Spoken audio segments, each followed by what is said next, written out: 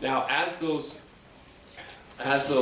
settlers of North America began to push further westward, here along the Columbia River, you know, we're right there on the old Oregon Trail, as I am here over in Pocatello. During about 1846 to 1869 was the peak of the migration across the plains and through the mountains to the west coast.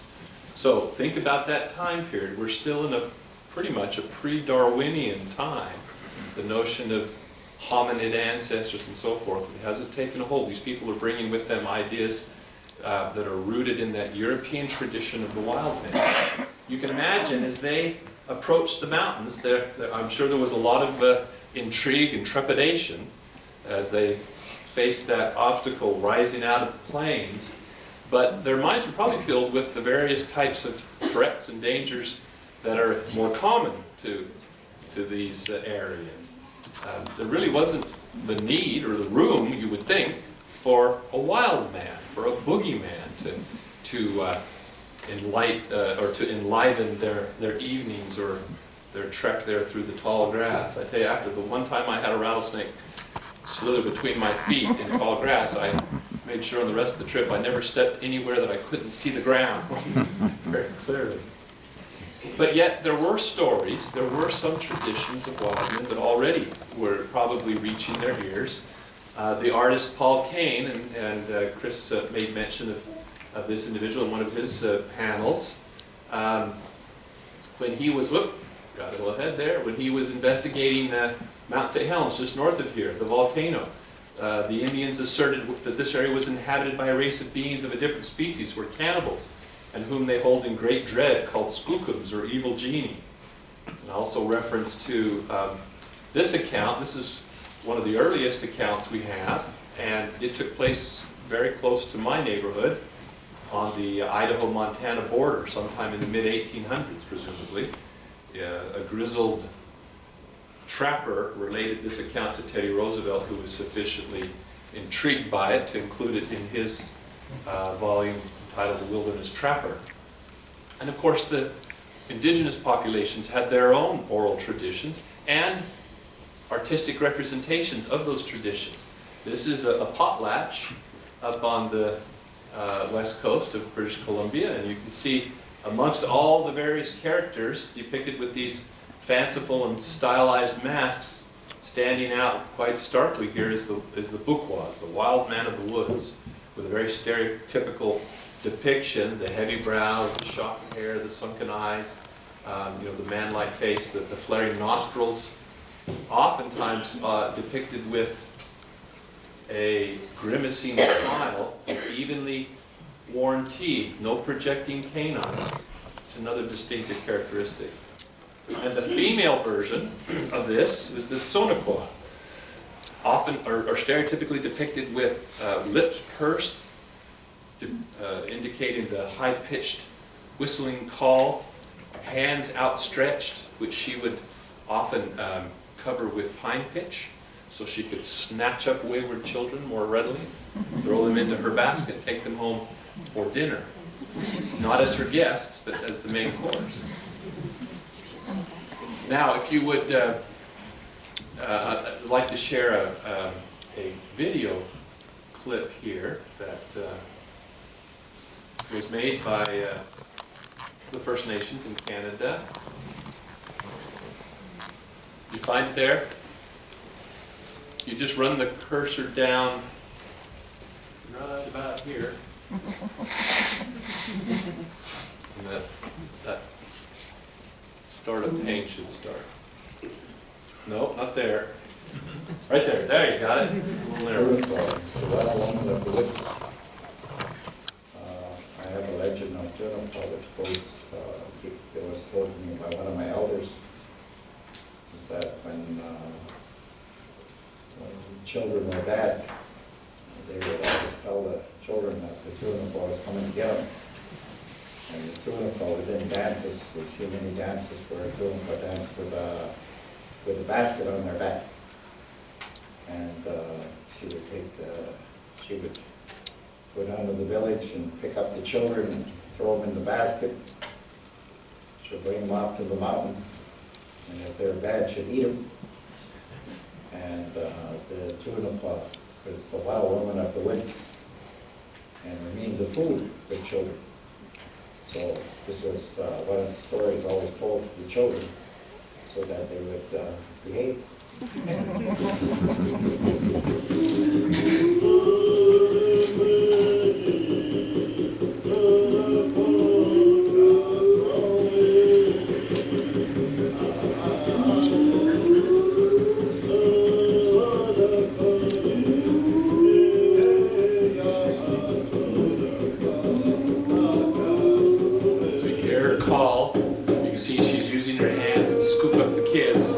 She'd often have a very crude wicker basket on her back, but she was quite dim-witted, and she was prone to doze off. And because the basket was so crude, the kids would take advantage of that opportunity, pick a hole in the bottom and slip away and make their escape. Good.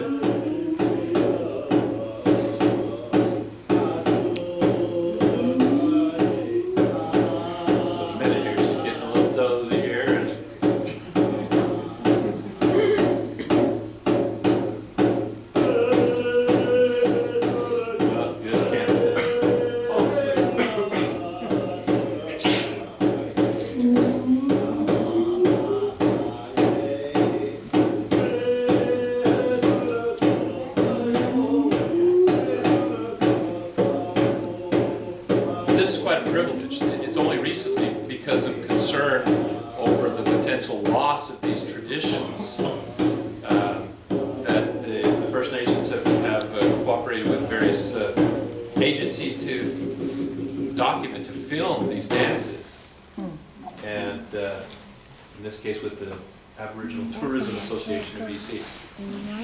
All right, now this was interesting. In Wyoming, this notion is quite widespread, this notion of the boogeyman role of Sasquatch, of stealing children. And in Wyoming, I work frequently with John Lionzinski, who's a wildlife consultant. And on this occasion, we had the companionship of Fred Chapman, who was one of the state archaeologists in Wyoming. And we were up investigating this pictograph that's on the side of this canyon. This canyon is quite interesting. It's a feeder canyon on the east side of the Wind River Range, and up at the head is a ranch, and then beyond is public land, but it's kind of difficult to get to because of the ranch right there at that choke point in the canyon. There was a house just down here a ways, right there. The gentleman had a nice little garden and enclosed with a picket fence to keep the animals out.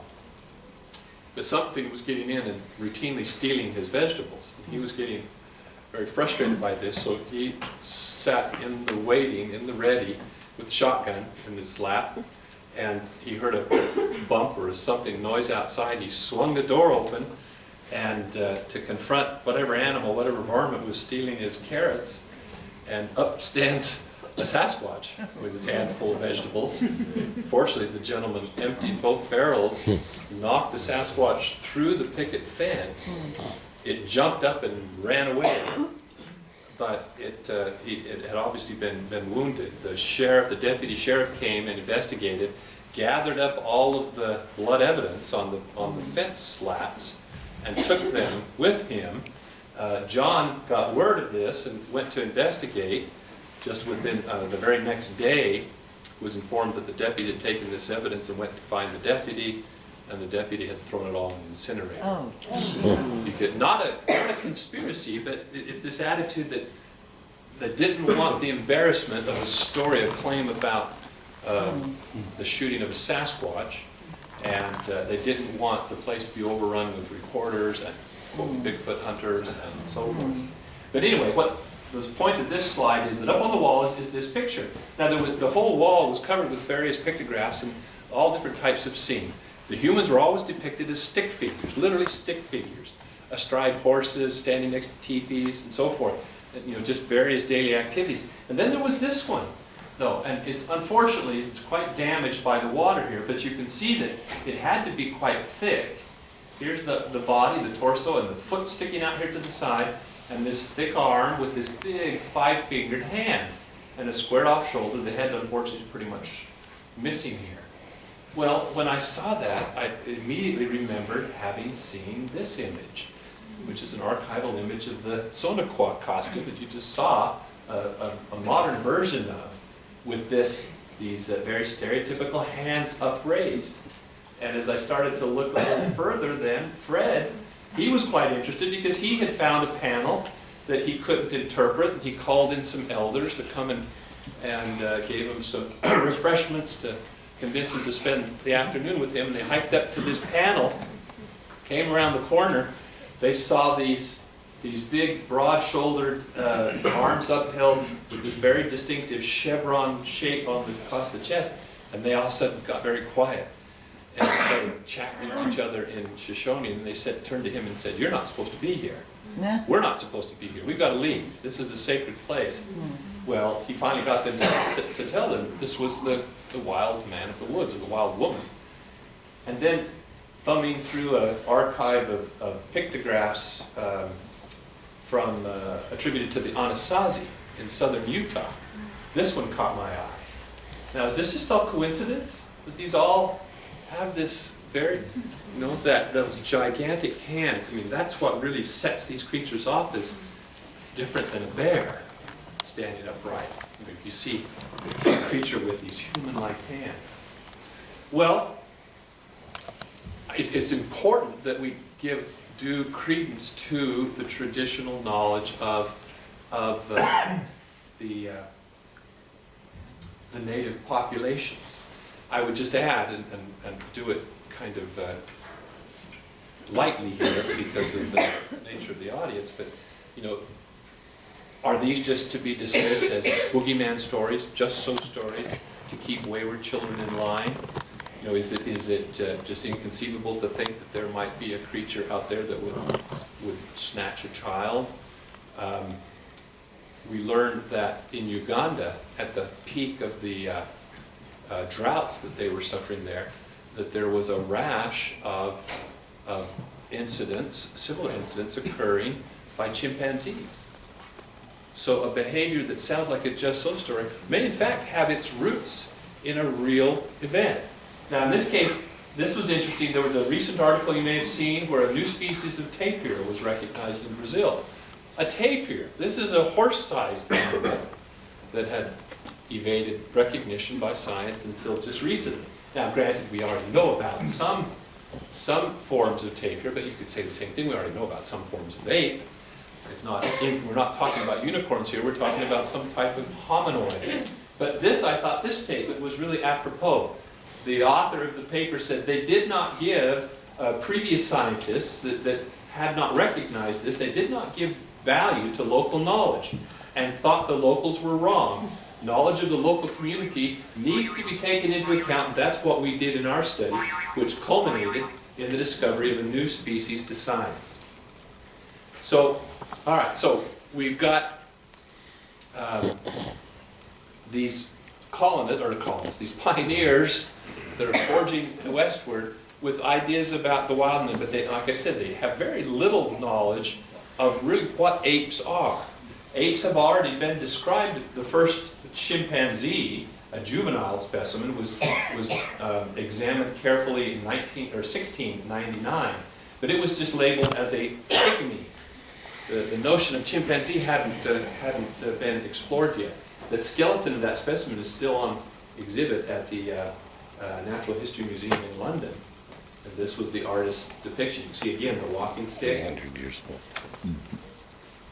Okay, it's particularly interesting because this depiction was on the cover of Bickerstaff's Boston Almanac for 1785. Recently, Brian Regal, in his book about the Sasquatch, showed this depiction. This could be the very first published image in North America of an ape.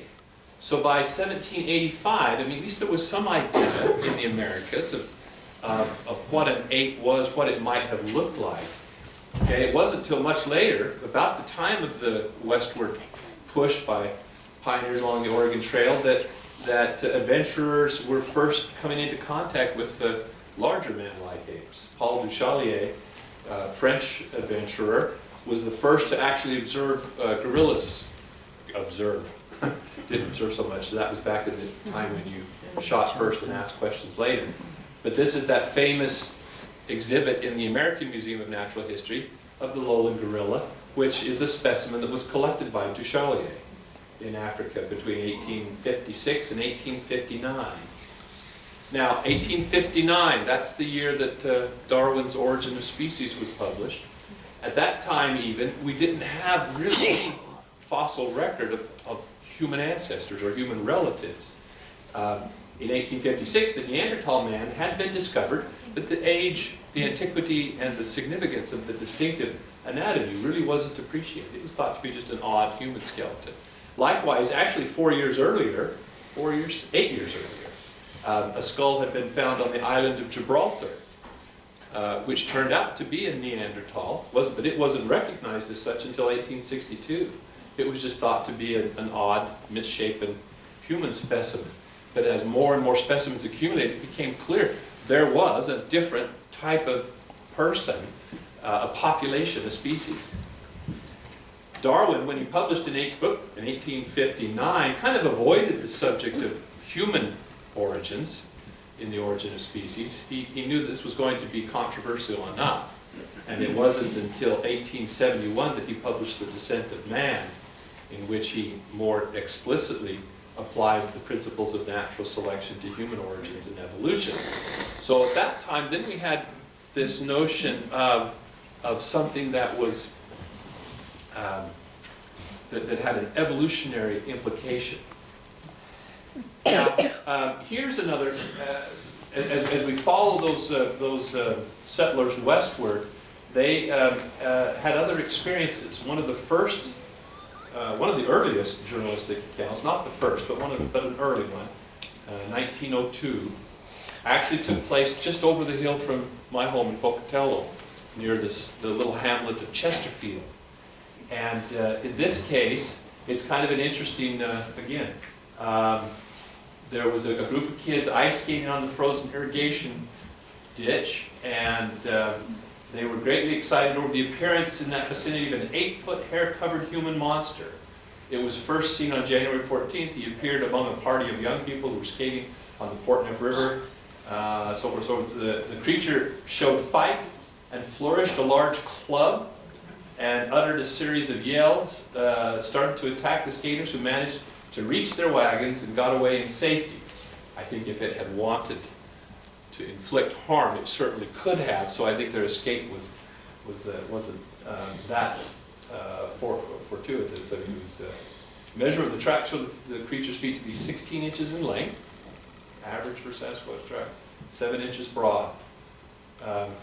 Now, this kind of intimidation behavior is very typical of great apes. Brandishing not a club, but a stick, or a piece of vegetation, as we see here in this, you can imagine that might have been pretty close to what those young skaters experienced. Just south of Idaho, in the mountains of northern Nevada, there's a mountain range called the Jawbridge Mountains, and a very deep canyon. The canyon particularly is well known. When the settlers in this area asked the natives, why is it that you live down here in the dusty sagebrush? Why don't you go up in these, because there's beautiful subalpine meadows and thick forest. They hunted up there, but they wouldn't live up there. And they said, oh no, we can't live up there because the Saavits, or the Soavitsa, which was the Shoshone, the northern Shoshone, or southern Shoshone, term for the cannibal man, the cannibal monster, lives in these mountains. In fact, the name Jawbridge is a anglicized version of Soavitch, which is the Shoshone for this creature. So there are traditions all along the Oregon Trail.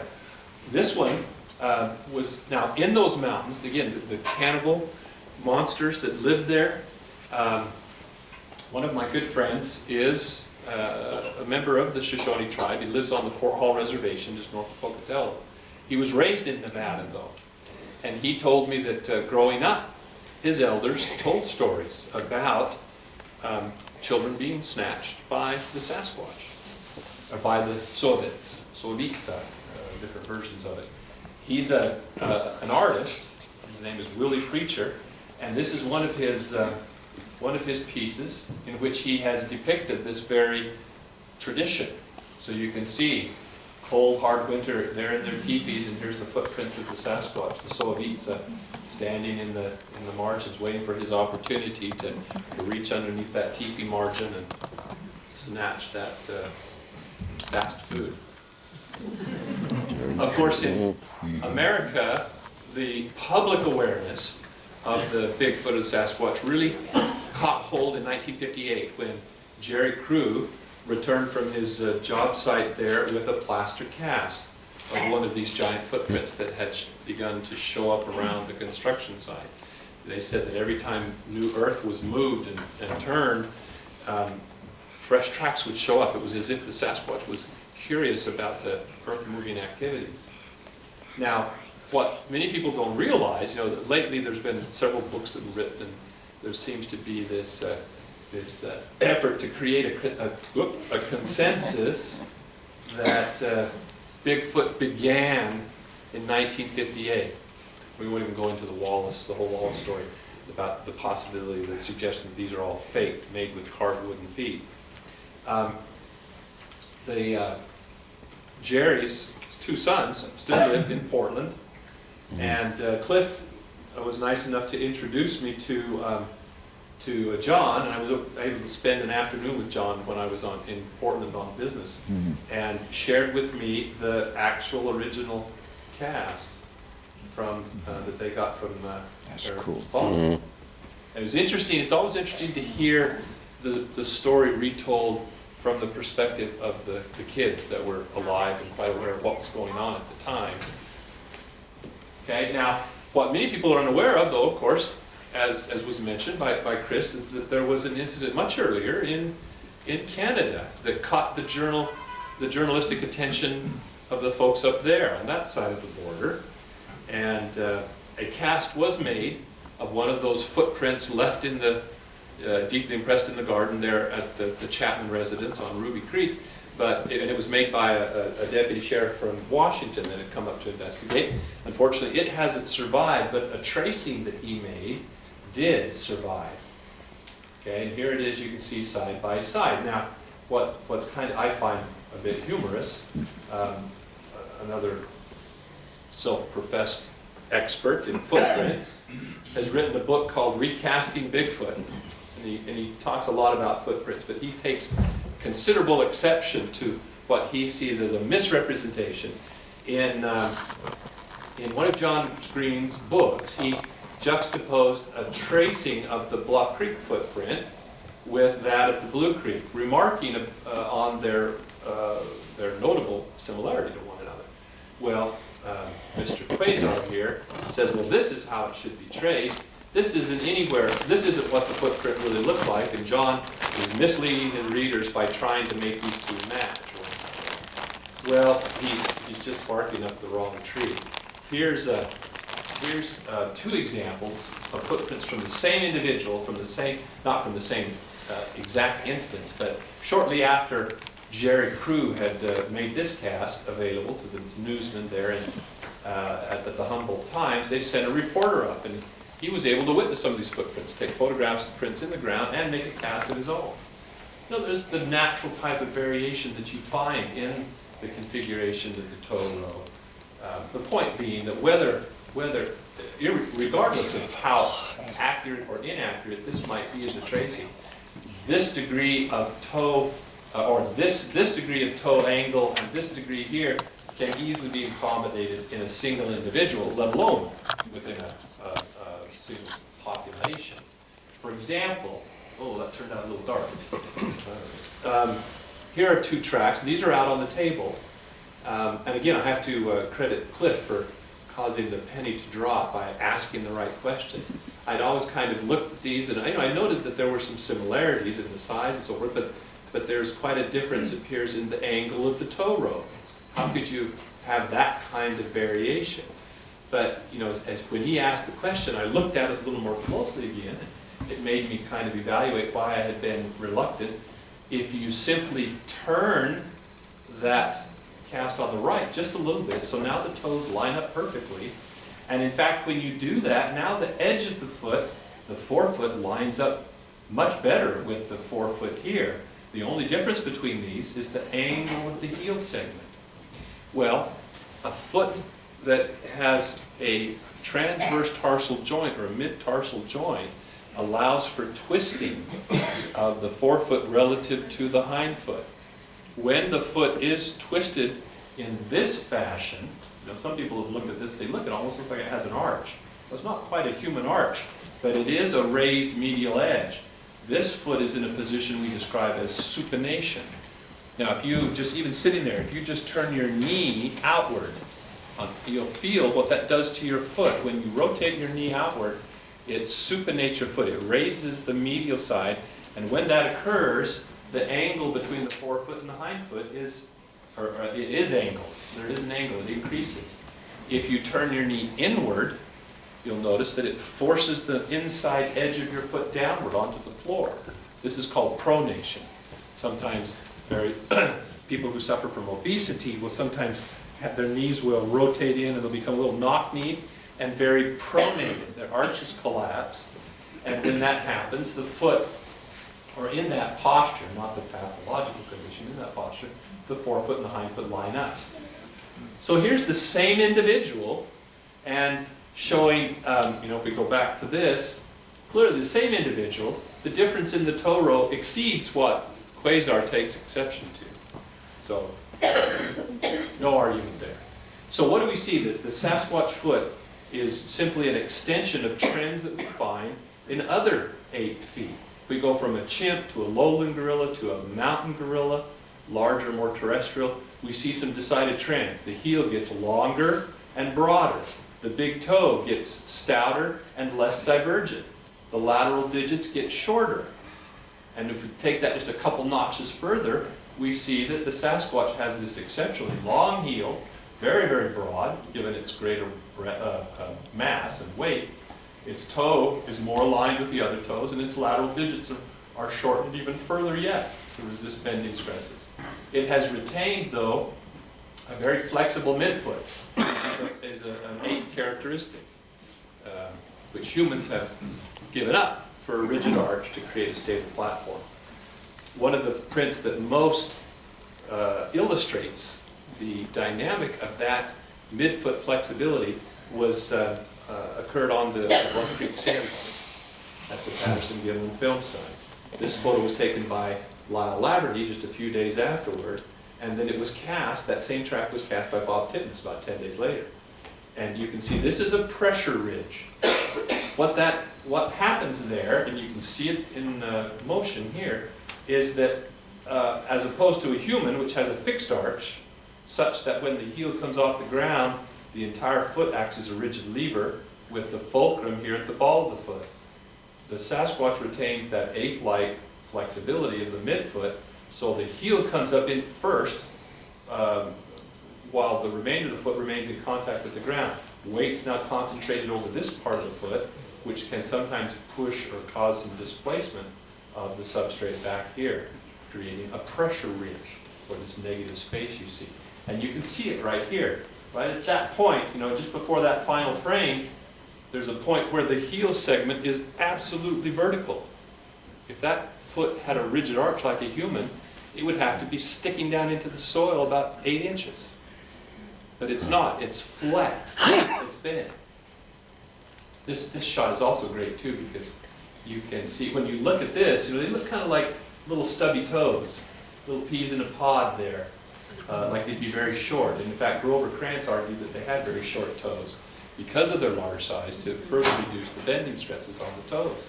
But in reality, the mid-tarsal break spares the toes the bending stresses because the weight's actually pushing through this entire area, not just through the ball of the foot and the toes. And so the toes are long, so they can be more prehensile. But look here, as that foot swings forward, and those toes point towards the sky before the foot plants. Now, a stiff wooden foot would certainly not do that. But that also shows not only animation of the toes, but look at the length. Those are long toes. The toes come all the way back to this crease. This little indentation right there marks a slight crease across this part of the foot. And that's the joint, just like on your hand, that's the joint of the toes, the base of the toes, with some webbing extending. I don't wear no boot, 'cause I'm the living legend they call Bigfoot. Can't take my time, I don't need no watch, 'cause I'm the timeless creature that they call Sasquatch.